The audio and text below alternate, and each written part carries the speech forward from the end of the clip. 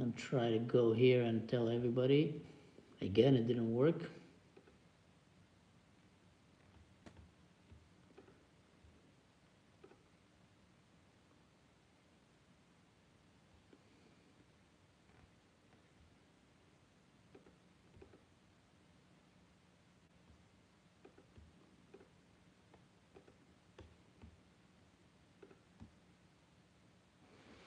Got so much from growing up in Israel.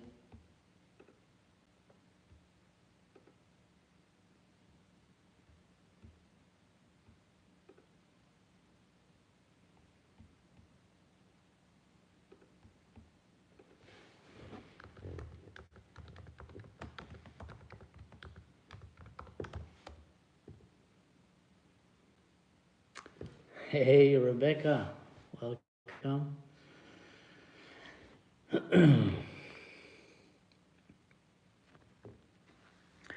I'm just gonna go and publish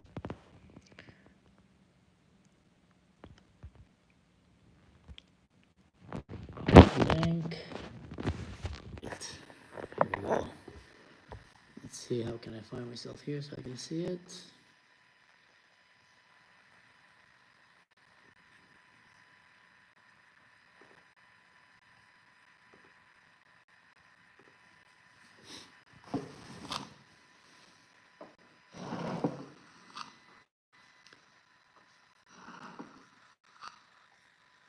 Okay.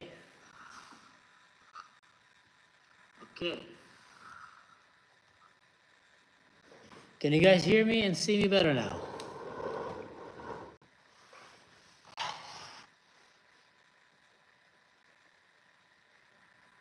Perfect. Well, sorry for the delay. I had a little bit technical issues here, and I fixed it. I did see that there was someone that gave me a super thanks, right? Could you please post this link on the previous live stream link? Also, the buffering again, maybe stream from a different room. That's kind of the problem when you live in East Germany. This link, can someone do that for me? For me, let me just check that I'm actually using the right internet.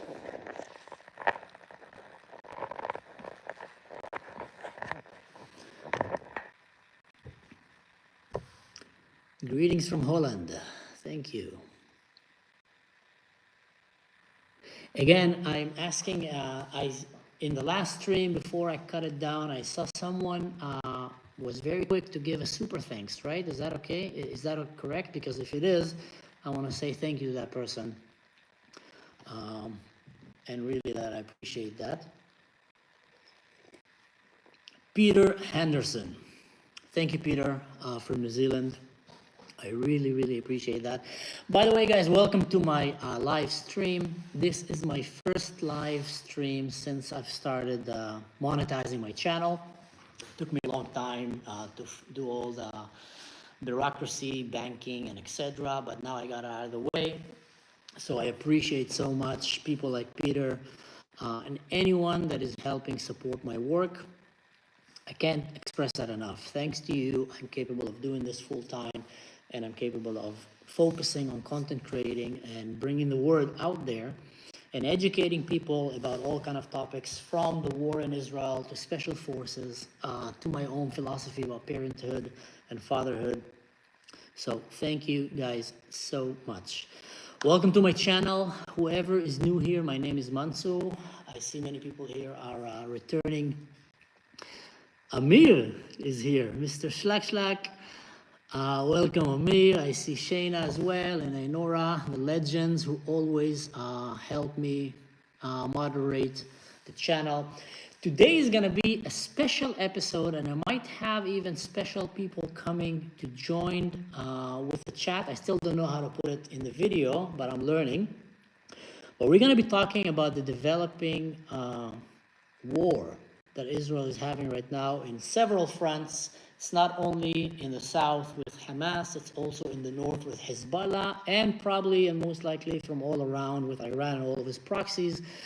We're gonna try to delve in in answering some of the questions of where is this going, and does it seem like Israel is going to go to an all-out war with Iran and all its proxies? So we're going to try to answer these questions. I highly appreciate the interaction of the people in the channel here and anyone who's leaving a comment. I'll try to read them, and then I have the legendary Enora and Shayna who helps bring it up to my attention so I can answer some of your questions. So again, welcome to this channel. My name is Mansour. I'm an Israeli Arab, a Druze, born and raised in the Middle East. Today, I received a notification from a DNA test, this ancestry test that I've done several years back, and I literally forgot that I've done it. And it says we have an update for you. And you guys are the first one to hear this, by the way. Even Amir did not hear that yet, and he's a very dear friend and close friend of mine. And when I looked at it, what it showed is things that didn't really surprise me. That 80% of my ancestry DNA come from the region of Israel, Middle East, Israel, Lebanon, and Syria, which is not a surprise, especially when you're a Druze. To those of you who don't know the Druze are a very small religion that came out of Islam about 1,000 years ago. And after 23 years of trying to preach that new philosophy to the Muslim world, they started getting persecuted and killed and butchered, and basically a genocide attempt by the Islamic Caliphate back then. That was in Egypt. They went to Al-Hakim bi-Amrillah, which was the Caliphate in Egypt, and then they went back to their homes, which were in the area of Turkey, Lebanon, Syria, and northern Israel. And then they closed the gates, and they made that religion a members only. You cannot become a member anymore. You're either born a Druze or that's it. But what that did, it helped keep the lineage of DNA very pure, which is quite rare in the world that we're living in today, because of all the nations that came and battled each other and conquered, and forced marriage, rapes, and etc. That's why you have a lot of Bedouins that are redheads and with blue eyes, because of the European crusaders that came with that genes from Europe, vice versa. The Druze, however, managed to stay quite pure in the last 1,000 years. So a big chunk of my DNA was, Middle Eastern, born and raised in the Middle East. But today I found out that 2% of my DNA is actually Ashkenazi Jew. I did not see that coming. I guess somewhere down the line, way back, there were a few people that had funny ideas of making friends. So anyway, it was a nice thing to see, because I really like the Jews. And I think they're great people who brought us great things to the world that we're living in today. And today we're going to be talking about the conflict will take you. And today, thank you. I appreciate my Jewish friends who welcome me to their family, because apparently I'm officially part of the family now, as per the DNA. Is Israel about to wage an all-out war with Iran? And that is a very good question I'm going to try to answer. And looking at it from what's happening right now, it sure looks like it. And if you ask my 5 cents about it, and it saddens me to say it, because I'm a man of peace. I do not believe that war is the solution most of the time. However, there is times where war comes to be the solution, and that's what happened when weak people start creating hard times. You know that saying, strong man makes easy life, good life make weak man make hard life make strong man again. And we are in the weak man right now, with countries around the world, especially in the West, not identifying who are the real enemies and choosing to let them continue doing what they're doing, rather than support the ones who are trying to fight and battle them. We will be having shawarma today. Oh my God, I wish I had shawarma. So, here's the thing, and you need to understand that. There's a lot of forces right now from the US, from Europe, France, and etc. that are calling Israel for a ceasefire, calling Israel to try to de-escalate the situation that is happening in its borders and around its neighboring country. You need to understand one thing. You cannot de-escalate radical Islam. Radical Islam does not de-escalate, it only escalates. Anywhere that they go and they put a grasp and they put their boots and their claws, they escalate things. They make things worse. A very good example is Lebanon. Lebanon used to be a Christian nation. When the French gave Lebanon its freedom, the Christian majority population, the northern part of Lebanon, came and said, we want to start our own Christian nation. And France gave them that. Now, they did the mistake of bringing in the northern part of Lebanon that had more Islamic, mostly Shiite, and Sunni as well, people, and Islam started taking over Lebanon. And then Iran jumped on the train and started promoting Hezbollah and terrorism and Shia radicalism. And it took over Lebanon, and it made Lebanon from the liberal, beautiful country that it was, that was majority ruled by Christians alongside with the Druze, and they lived very friendly and very nicely together. It became the Mosul that it is today. It became the Afghanistan that it is today. It became a very failing country full of terrorism. Iran have taken an entire country, an entire Christian, liberal, beautiful country. You can ski in Lebanon and go in maybe an hour and a half and be in the beach and surf in the beach. It's such a paradise. It's literally one of the most beautiful spots on earth. I was in Lebanon when I was 2 months old. My parents, we have a family there, and they took me to show me off to my relatives in Lebanon, this little cute blonde kid. Believe it or not, I used to be blonde. Ashkar means blonde. And I used to be a blonde kid until I was basically 5. I had long hair, and then my parents did a neder, which means they vowed that if I grow up to be a healthy kid, they will take me to the grave of the prophet of the Druze, Jethro, Nabi Shu'aib, Nabi Yitro, and they will shave my head and slaughter a sheep, you know, very Arab traditional thing to do. And then my hair started growing brown. So I was in Lebanon when I was a kid, and also later on during my service, I was quite a lot of time in the border with Lebanon. People are talking so much about the Druze food, about my mom's food. I think I need to make a whole episode just about Druze food and my mom's food. I will address that in a second. But my point is that Lebanon moved from being this tolerant, liberal, beautiful country that was giving hope of how an Arab country, an Arab Christian country, can grow and become such a beautiful country. Because if you look at the Arab Christians, for example, they're among the most successful, most educated societies in Israel. They are very peaceful, they are very tolerant. And the Lebanese, the Christian Lebanese in Lebanon were the same, if not even more. They were very refined, they were very educated, they were very open-minded compared to the times that it was. We're talking about the 70s, 80s, 90s, probably end of 80s kind of, until it was taken by Iran. Iran have managed to take an entire nation and radicalize it, and the West is ignoring that. And the West is not talking about that. Islam have colonized Iran. They've taken Iran, colonized, also Iran, by the way, have colonized Lebanon, have taken it, have robbed it from its beauty and its freedom, have made it from a country, if you would watch Lebanese MTV, you'll see more girls in bikinis than in the American MTV, and have made it today to what it is, and no one is talking. Now, further,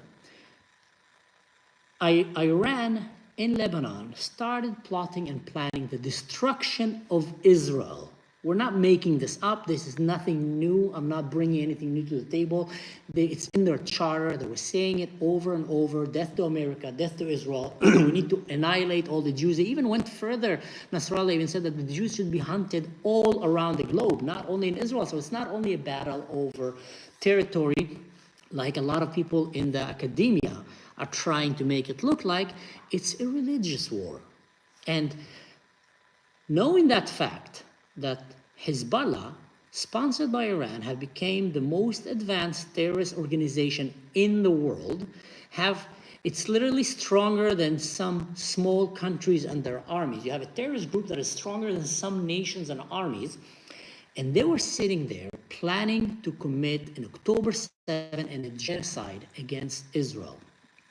Their only mistake, their biggest mistake was that they did not join when the Palestinians attacked. When Hamas attacked, they did not join. They hesitated on the fence and they lost the momentum, because God knows if they would have joined that battle in that day that Hamas surprised, Ahlan, Babash, Alex, that Hamas surprised Israel, I won't say that they would have taken down Israel. Because you see, the difference between Israel to other modern countries is that the people in Israel are ready and willing to fight. They're not leaving. One very good example is, look what happened in Ukraine. When Russia invaded Ukraine, the Ukrainian government had to make a law to close its borders so the young men cannot run away from the country. So they have to stay and fight, because there were a lot of Ukrainians that were running away from the country and they forced them to stay. Israel did not need to close any border. In October 7, the people who actually stopped Hamas were civilians, were special forces, off duty, on duty, were regular soldiers on duty, off duty, that jumped out of their bed and went down to fight these thousands of barbarian terrorists that invaded Israel in order to kill, plunder, burn people alive, rape people, and fought them face to face, close quarter, until the army managed to come, until the army managed to get itself ready. So if Hezbollah would have probably invaded from the north, it would have just made things way, way harder. But Israel still have a lot of capable units from the Shabak, from the Mossad. They have their own combat units, all the way to special units in the army that are, located in Israel, and all the way to civilians who had to probably regroup and fend off and defeat this enemy and push them back. So I do believe that either way, they had no chance of really conquering and annihilating Israel, but it would have made things way worse, because Hezbollah is way more capable than Hamas, and you're seeing it right now with the arsenal of rockets that are shooting and drones that are shooting on Israel. Also, their numbers. They have, I think, estimated to 70,000 combat soldiers, aside from the special units and etc. and etc. Shalom from Macedonia, and from Eric as well. Welcome everybody that came to the channel. So, my point is that Israel had a moral obligation to go and attack Hezbollah and push them off the border, especially. And that all happened when the pager attack happened. And when you heard that the Mossad basically decided to blow away all of the Hezbollah commanders' fingers, eyes, and schnitzkins. The reason they did that, and this is not an official statement from the IDF, but this is an interpretation by me, which is coming also by many other sources. There were serious talks that the Radwan Special Forces, the commando unit of Hezbollah, which, by the way, one of them got captured. Now, actually, a few of them got captured alive by the IDF, and they're giving a lot of very interesting information. They were planning on another October 7. They had tunnels that they've dug all the way close to the border with Israel, and they were planning on invading and making another October 7, if not even worse. Israel, intercepting that intelligence communication, decided that, you know what, we're going to reveal some of our very top secret cards. We're going to take down Nasrallah. We're going to blow all the pagers on their command system, destroy completely their communication system, and start taking them down, because this is no more a game. This is game on. They're trying to really come and genocide Israel, and time is of the essence. We have to react now. So Israel went and did its attack, wounding Hezbollah like it was never wounded before. And here they had the dilemma: should we wait and let them recover, or should we go in now, take advantage of what happened and destroy this evil, demonic, you might say, terrorist organization, radical Muslim terrorist organization, before it regroups and does another October 7? Now here's something very simple, and I find very simple, and that's why it kind of I will answer that question in a second, Eric, but let me just finish that point. Why is it so difficult for the West to understand that Iran is an evil country? I'm talking the Islamic Republic of Iran, that Hezbollah, that the Houthis, they abuse women, they abuse gay people, they abuse human rights, they don't believe in freedom, they promote terrorism, they're trying to destabilize Europe, they're trying to destroy the West, they're trying to kill people. Anywhere that they go, they destroy and they bring death with them. While Israel is the only democracy in the Middle East, Israel is the only free country that actually promote freedom, promote coexistence. I am a living example. Me and my family were Arabs from Israel. We are living in the best most liberal and tolerant country in the Middle East. And when Israel is fighting that evil, instead of standing behind Israel and saying, let us help you, Israel, because obviously if you defeat that evil, if you take down Hezbollah and Hamas and the radical regime of Iran, you're going to bring stability to the Middle East. Finally, Israel and everybody can have a good life here. Thank you so much, Abu Theos, for this super chat. I appreciate that very much. I think this is my second super chat in the history of the Ashkal podcasting here. So thank you so much, anyone who's choosing to support my channel. I highly appreciate that. So the West is trying right now to slow down Israel rather than to stand behind Israel, while it's a no-brainer. It is the way to bring solution to the Middle East, is by defeating these enemies of the West.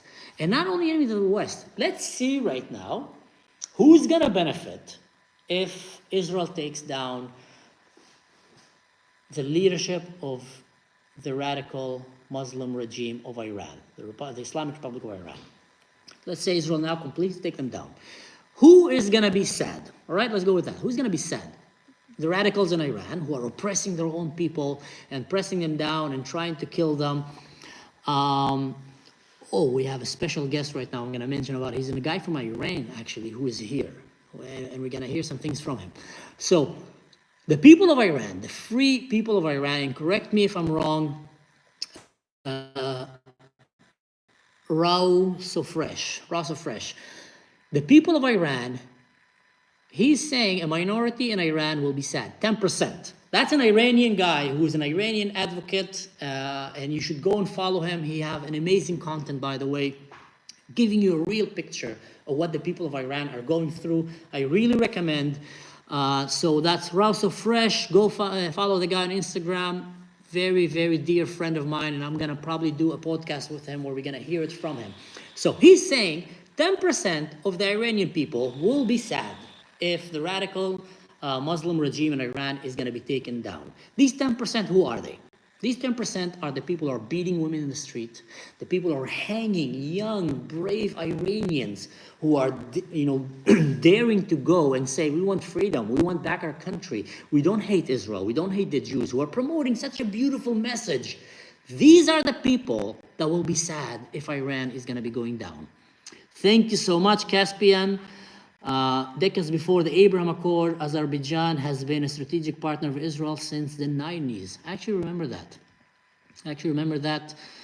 I wonder what's happening today with that.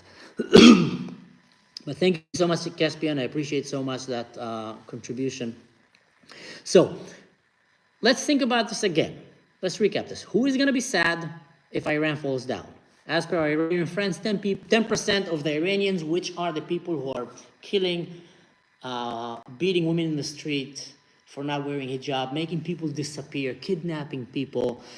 There is countless of horrific, tragic stories of young Iranian people, men and women, who dare to go out and speak against the radicalization of their country, against the hatred, against racism, saying all the slogans that the West should actually rally behind, and they're being taken, they're being hanged from the street, they're being kidnapped, and that's the people that are going to be sad. I'm talking about the people who are doing that. Who else is going to be sad if Iran, the Republic of Iran goes down? Hezbollah, a bunch of terrorists who have kidnapped entire Lebanon and is doing what Hamas did to Gaza, they're doing to Lebanon. They're holding the Lebanese as, human shield, as hostages. In the interview, and I just made a video which I'm going to upload maybe later tonight when I finish editing, I made a video about the Israel have managed to take hostage a live special forces Iranian soldier, maybe a commander from the Radwan forces, and brought him to Israel for interrogation. And in that interrogation, I think something that probably went above the heads of many viewers, because I just go through it quickly, they asked him something. They asked him, why did everybody run away? Why were you left there alone? Where's your friends? Why didn't they stay and fight the IDF when the IDF invaded Lebanon? Like they said, we are the army of Lebanon. We're here to defend Lebanon. All these lies that they're saying. Why didn't they stay and fight? And his answer, and that's what most people missed, was pure gold to help people understand what is happening. You know what he answered? He said this. He said, when all the villagers evacuated, like the IDF have warned them, and ran away, Hezbollah realized, oh shit, we are here alone. We don't have human shields anymore. We need to run. He didn't say it in that word, but he said, when all the villagers ran away, we realized we're alone, so we ran away as well. Now, what does that tell you? Exactly their tactics, exactly the tactic of radical Islam, of ISIS, of Hamas, of Hezbollah, of Al-Qaeda, all these guys. They count on using human shields, civilian human shields, to battle Western civilizations, because they know that the West cares about their own people more than they care about their own people. And once these human shields run away, what they do, they run away themselves. Why is Hamas forcing the people in Gaza to stay in the neighborhood where they're fighting, even though IDF is sending them flyers, pamphlets, phone calls, telling them, please get out of here. There's going to be a war zone. We're going to come and eliminate Hamas. Get out of here. And Hamas forced them to stay because they want them as human shields. Do you understand? That's a very, very important point that is being often neglected. And now we see Hezbollah admitting it. So Iran falling down, 10% of the bad Iranians will be sad. The radical terrorists like Hamas, the Palestinian Authority basically, Fatah as well, Al-Houthis, they will be very sad. The radical regime in Syria will be sad. Now, who will be happy if Israel, with the backing of the West, finally finish the job and destroy the radical Muslims in the Middle East and take down their capabilities and make them go on the run and on the hide? Who's going to be happy? The people of Iran, 90% of the people of Iran, maybe, I don't know the exact numbers. The people of Lebanon, the Christians, the Druze, the peaceful Muslims living in Lebanon, the Syrians. The Syrians have suffered so much from the hand of Hezbollah and of the Palestinian refugees that went there who have been killing them. I have families, and I'm telling you this as an authority, I have families living there that are speaking with me about what have Hezbollah done and how the Palestinians have done to the people of Syria. Not only the government, not only Nusra, not only ISIS, they are suffering, so they will be happy. Israel will be happy, Lebanon will be happy, Jordan will be happy. So technically you will stabilize the entire Middle East. So why is it that America is choosing not to follow suit? Well, I think I know the answer. It's Biden and Kamala who have no idea what they're doing and are only focused right now on pleasing some bunch of snowflakes college students who've been brainwashed to believe that Osama bin Laden is right, and they want to get their votes. So instead of kind of pissing them off because they're helping Israel fight the bad guys, they tell Israel, don't fight, it's not good for our elections. These numbskulls are going to get angry at us and not vote for us. Well, to the Biden administration, I would say one thing.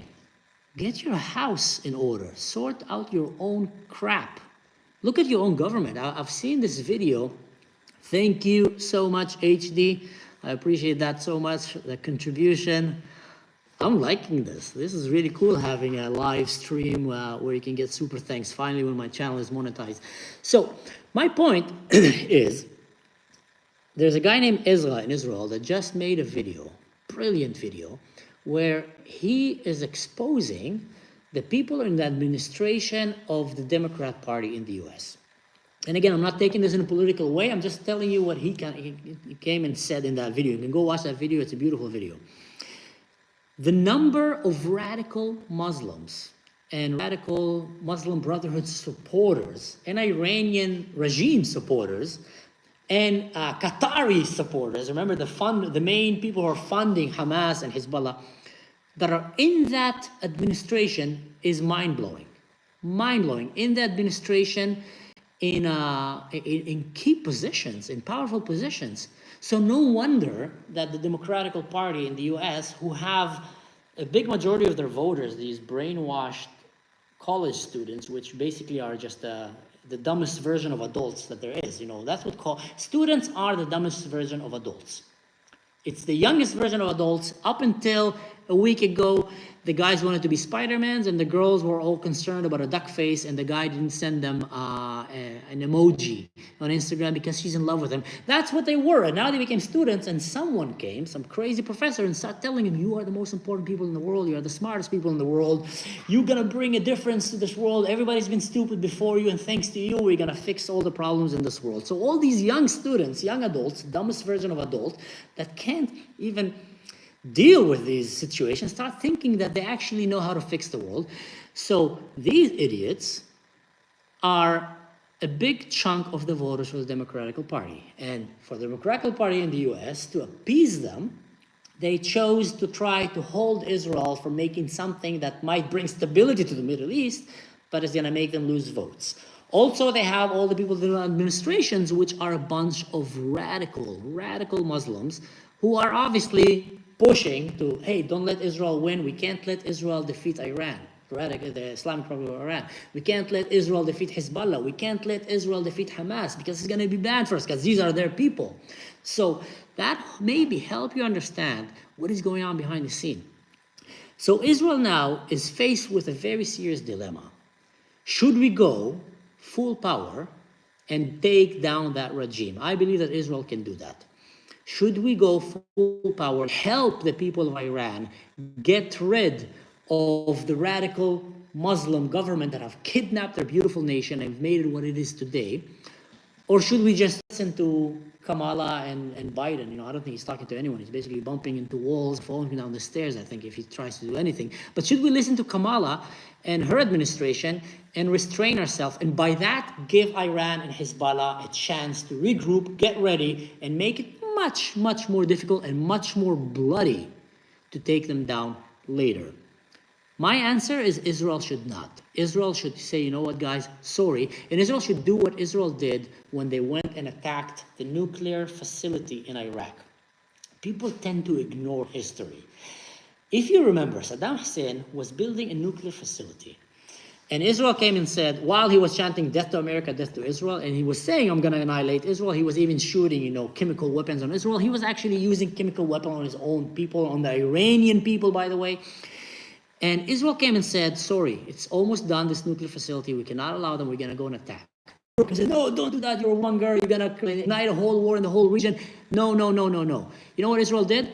If you guys went, bombed that nuclear facility, destroyed it. Later on, when the West started seeing the horrors of the actions of Saddam Hussein on his own people, on the Iranian people, on the Middle East, he was literally using mustard gas on people, melting them alive, killing them in the most horrific ways. The West wanted to kiss the feet of Israel for stopping that nuclear program. Thank God that Israel did that. And it's happening again. Iran is trying to build a nuclear weapon while Hezbollah is trying to annihilate Israel. And Israel now is having every legitimacy to go and attack Iran, not because of the nuclear program only, but also because Iran just launched hundreds of missiles into Israel, the biggest attack on Israel since Kippur War, basically. Actually, it's the biggest attack of live missiles on Israel ever in the history of Israel in one day. And instead of backing up Israel and saying, hey, Israel, you know, you're our ally, let's do this together. We're going to help you, because if you win this war, we're going to have a much more peaceful Middle East for children and generations to come. And what do? They try to stop Israel. That shows you how much you can't trust all these modern governments. I'm sorry to say that. You know, I'm not a conspiracy theorist. I might get canceled for saying this, but I don't care. I started this channel because I want to speak the truth that is in my mind, in my heart, and I'm going to say it out here. Evil is evil. Doesn't matter which mask does he wear and which outfit he comes from or which words he used, and if it's up in your face shouting Allahu Akbar or doing Heil Hitler or going in the college students and asking for humanitarian aid because they want to protest and spit on Jewish kids who are not entering university. Evil is evil. And you have to battle evil if you want good to win. You can't just say, hey, listen, let's not fight with them. Let's let them keep doing what they're doing. So when it's so clear, it is so clear who is evil in this picture and who is good in this picture. So clear. Why are they not? Now, I have a friend of mine here. He is, he's from Iran. And he was talking to me a little bit before and he was saying that, tzedek tzedek tirdof, very true. And he was saying that you'll be surprised how many people in Iran would rally behind Israel if Israel will try to help them get rid of the burden, of the yoke of the radical Muslims who have taken Iran. He says not only in the streets, but also in the army, in the military. They hate them, they suffer. And I want to say something beautiful about the people of Iran and the people of Lebanon in compared to the people in Palestine. Someone once asked me, why was it so easy to radicalize Palestinians and not that easy to radicalize Lebanon and Iran? Because look what happened. October 7, you had like 70 to 80% of the Palestinians cheering and supporting October 7, which was the most airstreamed and televised genocide attempt in the history of mankind. They literally filmed themselves doing all the horrific things that they do. So everybody knew what's going on, especially in Palestine. They were getting these telegrams and videos from their friends and families calling, Yamma, Yamma, I've killed the Jewish people with my own hands. I've killed the woman. I've raped, this. And they were all excited and exhilarated. So how is it that Palestinians got so radicalized? And the answer for that is because, first of all, UNRWA. Second of all, the entire notion of Palestine was created as a terrorist state. People don't like to hear that, but it is the truth. In the land of Israel, in the land of Palestina, there were the Jews, there were Muslims, there were Jews, there were Christians, there were many people in that desolated land from the times that the Romans have exiled the Jewish people, and it's been just kind of a pathway to Africa, to the Middle East, to Asia, and to Europe, and there were people living in this land. The Muslims who were living in these lands were Jordanians and Egyptians. And when the Brits came and they basically said, listen guys, we're going to give the Jews part of the land, we're going to give the Muslims part of the land. The Jews said thank you. The Muslims said no thank you. We're going to try to kill the Jews, and they tried to commit a genocide. I have family that were, witnessed that with their own eyes.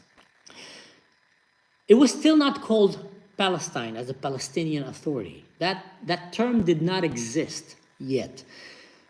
Later on, and forget about the fact that Palestine, Philistine, was never something that related to Islam in any way. It came before Islam, way before them. So the Palestinians, the Muslims, after trying to destroy Israel again and again, to commit a genocide from the river to the sea and failing, Yasser Arafat and a bunch of terrorists came with the Arab League and said, listen guys, obviously by the force of the arms of tanks and swords and guns, we can't kill them. The Jews are too strong. They're stronger than us, they're smarter than us, they're defeating us in every war, literally humiliating us. We can defeat them from within. We will create this entity called the Palestinian territory. The Palestinian people will start playing this music that will make the West so emotionally engaged, saying these people have been relocated from their house, they're poor, innocent people, and the Jews are the oppressors. We'll start building that narrative that the world will start believing that the Jews are the oppressors and the Palestinians are actually being oppressed, while committing acts of terrorism, intifadas. All the West that is asking to have intifada in their houses. Intifada, suicide bombing, bus bombings, and etc. So with that, they created the Palestinian state. Now, I'm not saying all Palestinians are terrorists. I'm saying when you create a country, that the whole ideology of this country was an idea to oppose Zionism, to oppose Israel, and to support terrorism and fake news, bringing brainwashing the West to believe that the oppressors are the victims and the victims are the oppressors, then no wonder it's very easy to radicalize these people. But the people of Iran, and I've heard that from several Iranians, it used to be an empire. It used to be a very smart, very flourishing, very rich empire that was conquered by Islam. And when Islam conquered the Persian Empire and forced them to convert or die, they basically took a lot of the benefits that came with that culture. They were very good at bookkeeping, they were very good at finance, they were very good at strategic planning for the future, etc. And they started using these people and their wisdom to help progress the Muslim attempt to colonize the world. The people of Iran, because they were very proud and very smart and very educated, even though after 200 years have not yet been radicalized like the people of Palestine in 30 years. Let that sink. The people of Lebanon, a Christian nation, a Christian power, The Druze, and even the Muslims who are living in Lebanon, have not been radicalized to the level that the Palestinians have been radicalized so easily. And why is that? Because these cultures were not built on the premises of death, of jihad, of terrorism. They were not.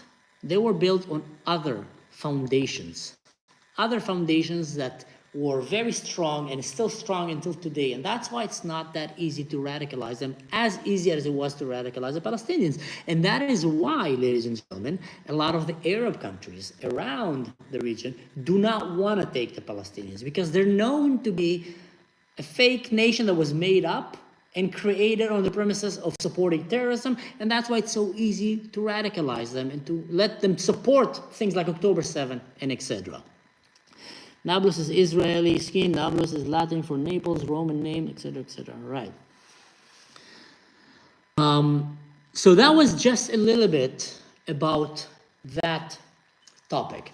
Now I spoke for 40 minutes, and I want to leave time now for questions and personal thank you to people that have been here. So feel free, guys, and Ainora and Shayna, if you have any interesting questions, maybe you can bring them up.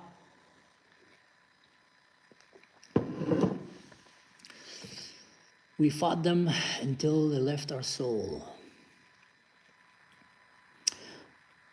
Raso Fresh shared a beautiful video not long ago, and I also collaborated on that video and shared my story of a young Iranian man who was executed because he dared to speak for peace in Iran. That's what they do to peacekeeping in Iran, peace in believers. And that story have touched me so much, and it made me think about how brave are the people in Iraq that are still until today, in Iran, that are still until today, dare to go and do graffitis in the street and dare to go and speak against the government. You see, when someone in the West think that he's brave because he's sharing an opinion, a popular opinion, you know, against Israel, I don't know what, he's getting claps from his own friends, he's getting support from millions of Muslims around the world, and they call him, you're brave, you're brave. He's not sacrificing anything, he's not risking anything. No one is going to go and beat him up. The Jews are not going to go and commit suicide bombing in his restaurant. But they think that they're brave. But when someone like that in Iran, who have so much to lose, choose to go and stand for peace and say that, you know, we as Iranians, we don't hate Israel, that is a sign of strength. That is bravery that many people in the West cannot even understand. So let's see which question there are here. Alan Marek from Uruguay. How to help the people of Iran to overthrow the regime? Right, let's focus on this question. To help is get in the momentum right now. The Islamic regime of Iran is at its weakest point right now. Israel have taken down Hezbollah. Hezbollah has been scattered, running away. That was their main strength, like a gun to the head of Israel. The people of Iran are fed up with them. And the sanctions and the poverty, and also them using all their forces to try to build like arsenals of death and terror rather than take care of their own nation. Now is a good time to go and do this. Don't wait for another generation. The people of Iran have suffered enough and have stayed strong and brave enough that even now, after so many generations, they're still standing and trying to put their fist up in the air and telling the radical regime of Iran, leave us alone. So go and help the Iranians, and I think you're going to have a whole domino effect. Once you start taking down the head of Iran, it's going to start falling domino, and just like Hezbollah is running and scattering away, it'll be easier for the people of Iran to retake their country. And I believe that's going to do so much great to that country. So the West should rally behind Israel and help them rather than put sanctions on them and tell them to stop. Since the West doesn't understand the regional dynamic, they abandoned Israel and tried to tame the Iran problem through the BRICS. I think he's... Okay, I answered that.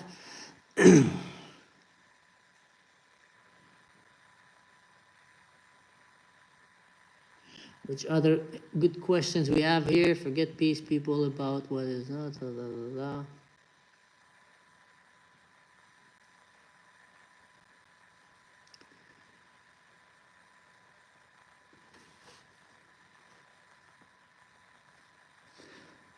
We have been talking for years, and I'll say it again. Thank you for all your sacrifice.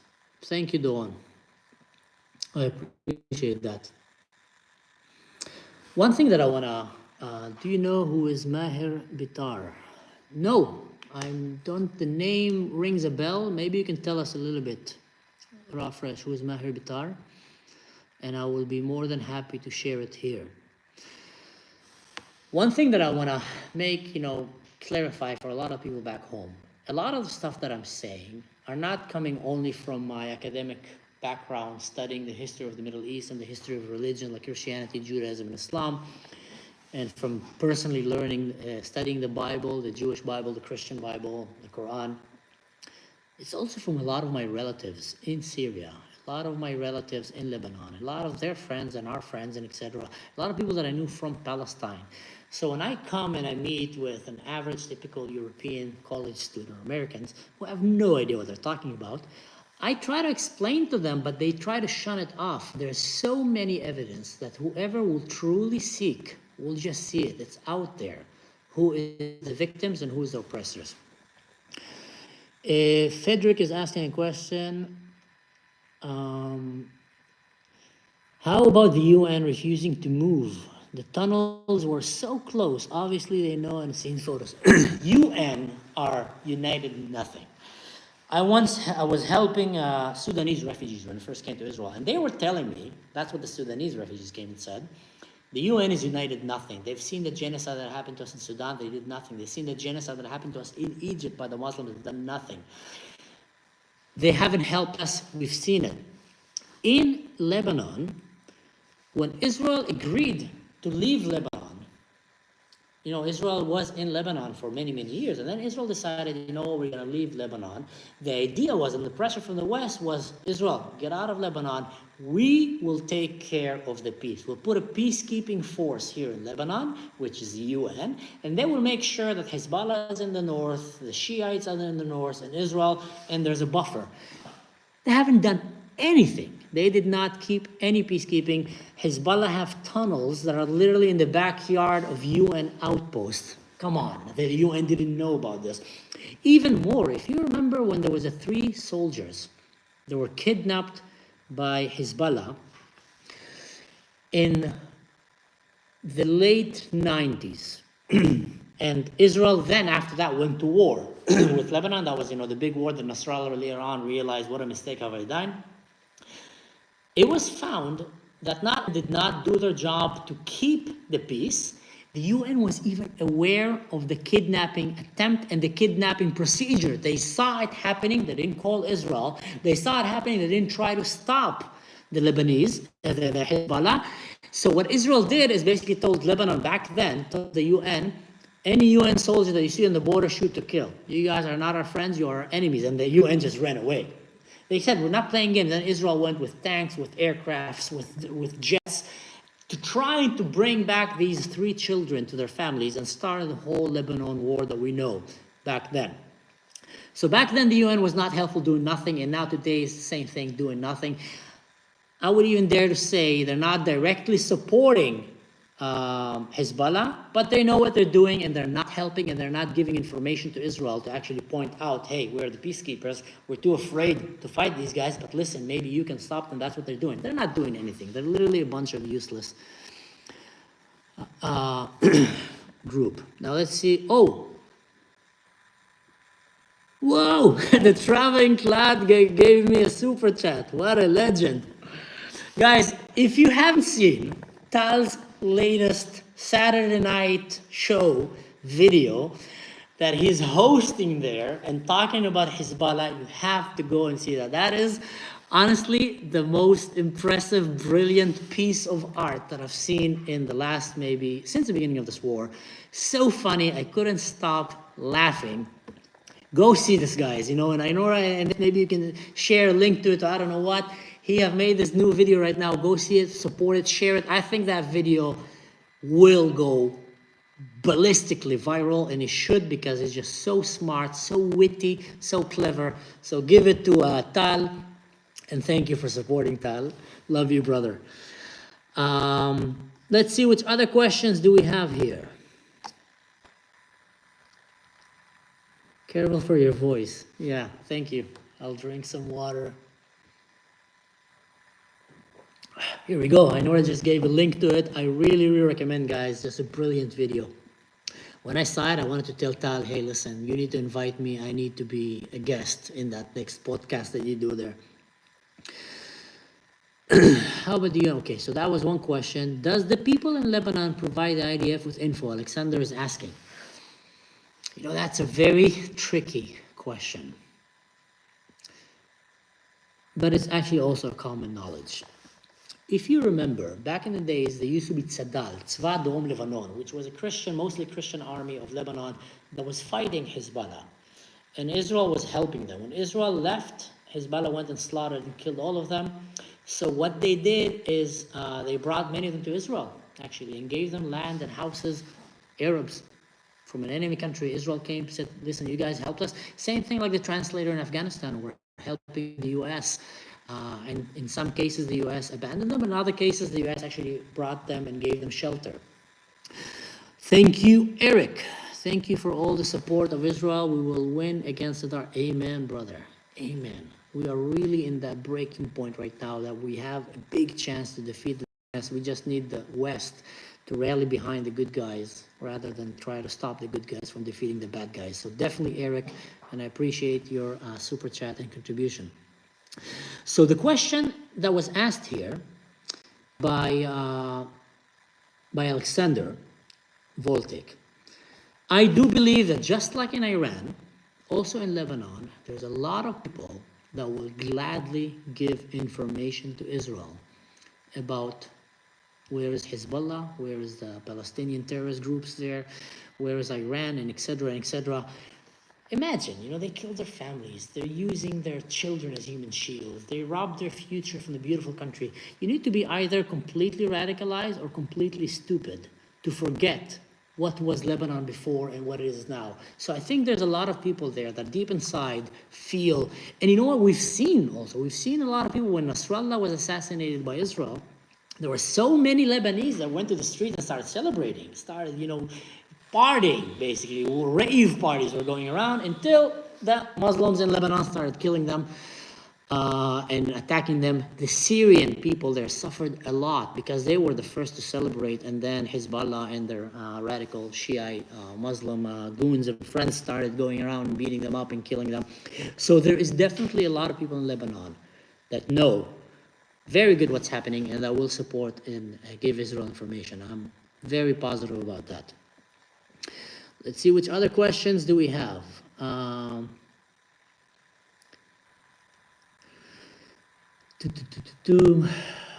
Watching from Pakistan. I'm very honored to have, wow. Thank you, Bushra, Iqbal. Very honored to have people from Pakistan here. I know I'm not so sure, but I think it's also not very easy for Pakistani people to come and show support to Israel. Correct me if I'm wrong. So I think any voice like that is a super brave voice, and we should always give them the support and respect. I can get the super payment. Okay. Wow. Join on Patreon. I'm glad. Thanks, Vic. By the way, guys, I want to announce something. I just broke, well, last week, I broke the 10,000 subscriber barrier on YouTube. Now, as I'm terrible at this, I always have my friends who remind me because I never even remember how many, but that was a big milestone. That was a huge milestone to see that people are hooked up to YouTube and are coming to actually listen to the content that I'm making. And it gave me so much hope to continue what I'm doing right now and that it's gonna grow. And I want to tell you that there's exciting news. I won't say shifting, well, I would say I'm shifting my channel to start doing more and more in-depth podcasts with all kind of warriors and special forces operators from all around the world, but I call it alternative warriors, people that not only are a warrior, but also are gardeners. You know, there's a saying, it's better to be a warrior in a garden, the gardener at war. And you have a lot of warriors, especially in the Israeli special forces, who are not just mercenaries who are, you know, who have the thrill of the fight. They are philosophers. They are very educational people that know how to fight very well and to defend. And I'm going to be interviewing a lot of these people. I already did an interview with a guy who was a former Shabak operator and was in a special unit of the Secret Service in Israel. I did an interview with an officer for Shmone Matayim, where we talk about all kind of assassination, anti-terrorism, assassination techniques that the West likes to use, like countries like Israel and America. And several other very interesting podcasts coming their way. I'm just, my mind is all day trying to learn how to edit these videos and bring you a good quality. So the channel is going to keep growing. So I appreciate anyone who's coming and subscribing, and anyone who's coming and joining my Patreon. And if you have friends, I would love if you can recommend me to your friends as well, so they can come and start seeing my content and maybe follow the team here and help support the work that we're doing here. Let's see which other questions do we have.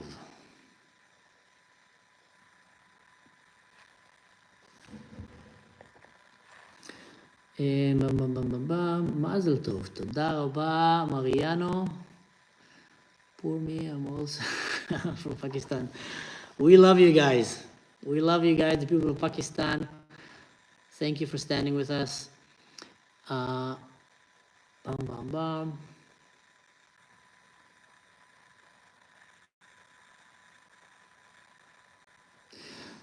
Watch months instead of an ocean. To those who don't know, I did an interview on the state of an ocean with Elon Levy about the Druze. It was a beautiful interview. I really enjoyed it. He is sharp and very articulate and knows what he's talking about. And it was a pleasure to be interviewed by a guy like that. So if you want to hear about the Druze a little bit more, you can go to their YouTube and watch it.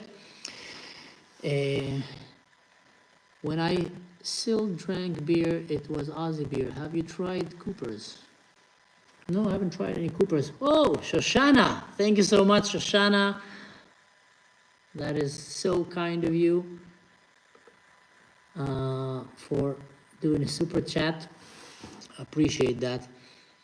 So maybe a little bit update about what's going on right now in my life to those who are interested. I am in the process of moving a house in the next week and a half, as well as, being with my kid and everything around and doing this channel. I'm going to be trying to make as many videos as I can, but you have to understand and forgive me if I slow down a little bit. I'm also in the process of building Raphael a bed. My dream was to move to a house that I can give him a room. Right now, he's basically in the same room with me. And in that bigger room, I wanted to build him a treehouse bed. So I'm right now sketching and writing and making drawings. I'll show you.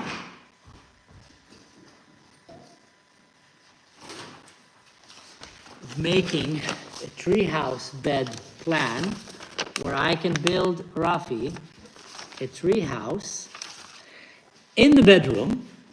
And the bed is going to be wide enough for me to lay there beside him and to read him stories when he falls asleep and etc. But also just, imagine how cool that would be, having your own room as a kid and having a tree house that is quite high, where under it you can put like all your toys and a sofa to play with your friends, but also put a desk that you can do your homework when you become a teenager.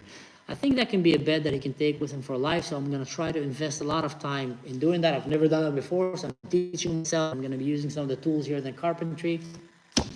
Rafi's a lucky kid, and I'm a lucky parent. Oh, that is Aiza. Shout out to Aiza. Aiza knows Rafi very well. Aiza is one of Rafi's heroes. And when I was on the ship, he used to visit me a lot and would travel, and he would just take Rafi all around. So thank you, Rafi.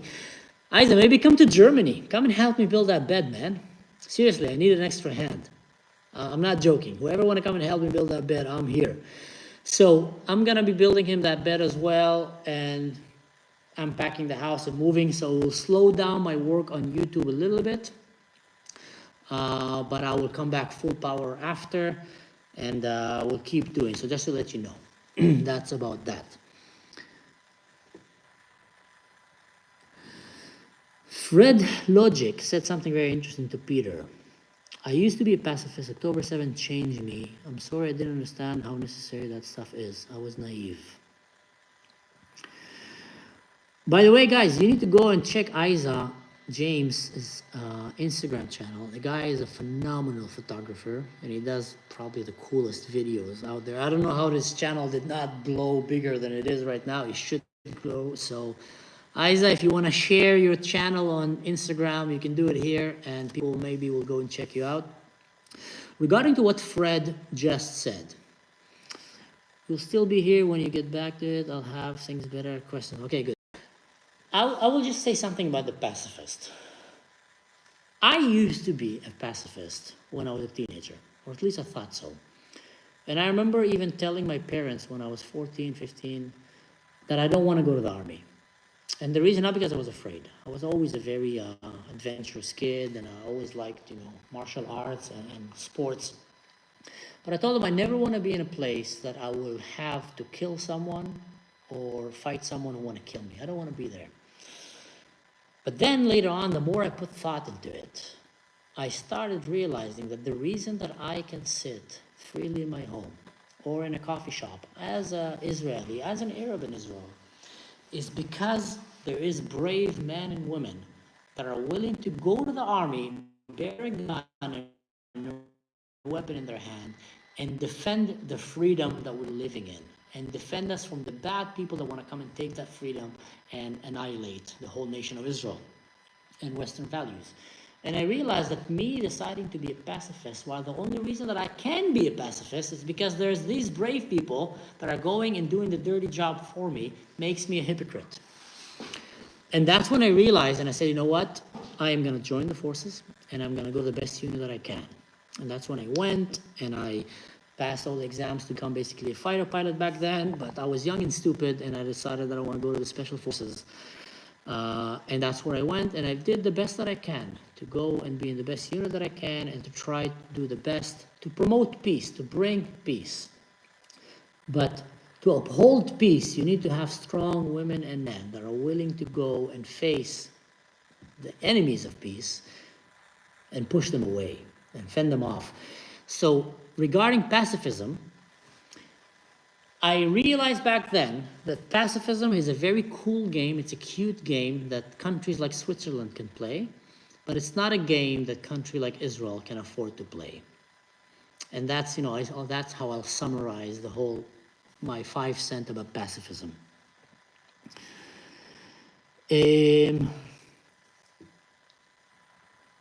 That's true, the Israel army is fighting for all of us. Nothing wrong with wanting peace, because just someone, you gotta fight for it. Exactly, just like Peter said, and that is the core truth of it. Thanks, Peter, for sharing that. Manso is covered. Covered by what? Or from what? All right, guys, it's been an hour. I will try to give us a few more minutes if people have more questions or things they want to share, or want to use my platform here to bring attention to something. Please let me know. We got you covered. I feel safe now, knowing that Ainora got me covered. That's it. I'm not worried of anything. Thank you. Honestly, I can't appreciate enough these ladies for the work that they're doing and how much they're helping channels like mine, like the Traveling Clot, like other Barak and other channels. It's just, we would be drowning under the learning this process without them. So it's bringing out the realism. Outstanding father. Thank you. Thank you.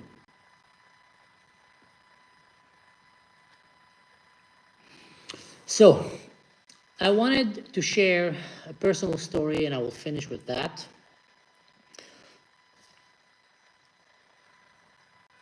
One time I've helped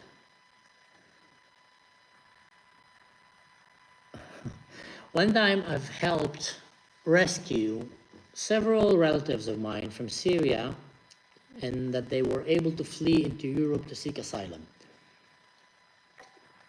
One of these relatives of mine, a man my age, actually looks quite like me even, which was surprising. I've never met him, but he's, a relative. He had to flee very fast before the Syrian army and the Nusra and ISIS will reach him and kill him. They were after him. So he had to leave his wife behind, and he was broken by it and terrified. And as he was going through the whole journey and evading so many death traps along the way, and managed to reach Europe, and brought with him also very disturbing news about so many bad people that pretended to be Syrian immigrants just so they can enter Europe and bring Sharia law into Europe. We didn't know what was happening with his wife. And I was focused on helping him survive, and I didn't have time, so I'll deal with that later. Behind the scenes, my mother have managed to rescue his wife by pulling crazy connections, which I'm not going to share here, and smuggle his wife into Lebanon under a medical emergency. And in Lebanon, having her basically evade Hezbollah checkpoints. And from Lebanon, taking a flight into Jordan and meeting there with religious community leaders that took her in Jordan and brought her to an embassy, the German embassy, that gave her asylum and took her into Germany to reunite with her husband. And only when that happened, my mother came and basically, what my mother basically said is like, Mansour, you don't have the security clearance to know about this, so you keep doing your stuff. I'm going to deal with the bigger issues. And my mother helped reconnect these couple. And now they're living in Germany. And they speak fluent German. And they have children. And they both managed to get their German citizenship, residency. And they both acquired professions, academic professions in Germany, which they're working and supporting the market. And they both see themselves as Germans right now, completely assimilated into the culture here. Not came to change it, but came to be, thank you, Germany, for giving us a home and for welcoming us. And we're going to accept and appreciate your culture, and we're going to adapt your culture and not try to change it or bring the culture that we ran from here. So that's a beautiful story where I just learned to appreciate my mom even more. I couldn't believe how was she able to pull that off? Even the Mossad would have not pulled what my mother pulled. So I think, my mother should give private lessons to Mossad agents about how to rescue people from torn war countries. So that's one of the reasons that I say sometimes that I know what I'm talking about when I'm talking about the conflict in Syria and Lebanon and Israel. Because I have very, very personal stories from relatives and myself that I'm bringing. So my mother should definitely get a TV show if I can convince her. I'll try. It's not a bad idea. All right, guys, thank you so much for sticking around. It was a pleasure. It was an honor. I am definitely going to be trying to do these live videos more often. I'm also learning more about how to do these live. I put an intro video in the beginning just to keep people entertained while they're waiting. I need to look how the traveling Klattal is doing his channel. He have all these cool gadgets and graphic designs that are happening there. If anyone knows how to do these things, feel free to contact me. You can help me build it. Some kind of an intro where people are waiting for these live streams can enjoy them. I will finish by saying thank you again to anyone who contributed to my channel, to any super chat that happened here. I want to thank anyone who came and joined my Patreon. It is a very direct way to help me continue doing what I'm doing and be able to support my work. And I would appreciate if the people here will also help promote that and let people know about it so they can also hear about it. But that's about it. I just want to say thank you from the bottom of my heart, and I hope that I was able to answer some of the questions. And I'll see you in the next live stream, hopefully next week. Yalla, guys. Ciao, stay safe, and yeah, just don't do anything stupid in general. Don't do anything that I would do. How do I stop this? So when I adopt my mom, you'll get a lot of yummy food if you do that. Shalom, David. Watching my vine support leaves, waiting to try his mom's stuffed vine leaves. Definitely. I've made a video about how to make them, by the way. If anyone want to go watch it, you can make it yourself. Toda, the kid, ohev otcha. The kid! That's אני מכיר אותו. I know this guy. Thank you so much. Yusuf, shukran kaman, yahi. appreciate you. אני יודע, רוי, עכשיו זיהיתי. רואה תמונה של המצח, משקפי שמש. I couldn't really identify, but now I know who the kid is. Roy is a dear friend from Israel who is going to be helping me edit some videos, and I'm super excited on working with him. Thank you, Shayna. Thank you so much. I can't say enough how much I appreciate you. You know what? I know how to appreciate you. I'm gonna send you the recipe that you've been asking me for so long about my mom's food. That's my mistake that I haven't, so I should send you definitely that. Rebecca, thank you so much. I'm just gonna go around and say thank you to people. Thank you, Peter. Henderson, you had very good questions here. I appreciate that as well. RW, thank you for calling me a mensch. Fred Logic as well, appreciate for coming. Let's see, who did I miss? Eric, my man, thank you, and thank you for the super chat, brother. Connie, appreciate, get your story out. Shoshana, thank you. Bloomberda, thank you. Bouchard, Bentley, Cigar Alone, thank you guys all. I think I covered most people. And if not, you're gonna have to forgive me, otherwise it's gonna take for a long time.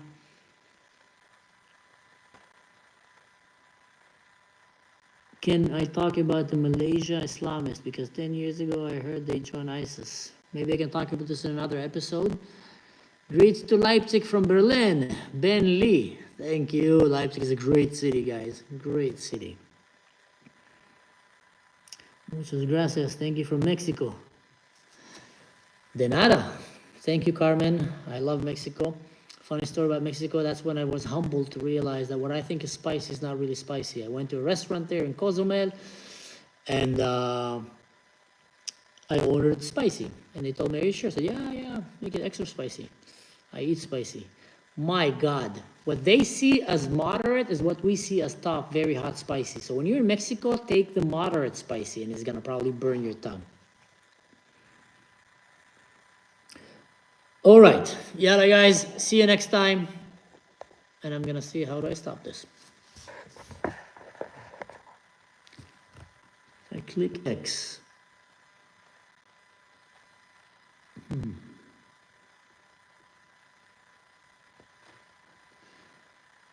Stop the streaming, yep.